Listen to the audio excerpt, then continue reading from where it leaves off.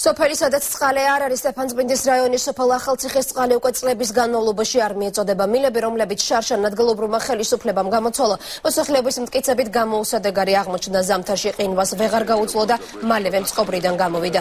ამიტომ უკვე რამდენიმე თვე ადგილობრივების სასმელი წყალს დასახლებისგან მოშორებით მდინარეიდან მოაქვთ.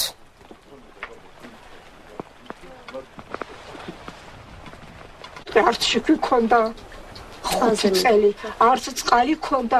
აი წყალი მარტო ის ერთი თუცარა, ეხლა გვაქვს. ხო რამდენიმე წელი წყალი არ ქონდა ჩვენ. და იქამდე როგორ იყავით? ვზიდავდით ვედრებით, აქ იქ რო ჩამოდის. საერთოდ არ აქვს წყალი. შარშან გამაიტანეს, უაზროდ გამაიტანეს, თაკარეს უხარისხო წრუბები. პირველი თოვლის მასურაძე გვეყინვა დაიჭირა, იმ წუთშივე დათქდა ეს წრუბები. გამაიტანეს ვარგისი წყალი არის, არცაცმელად ვარ გაზეთი, თაკონელი არის კი ზაფხულობითა და იმ წყალს დგას თაკონელი სომს იქ ყველაფერს შრებიან ეს თაკონელი და აი ესეთი წყალი ქონდა.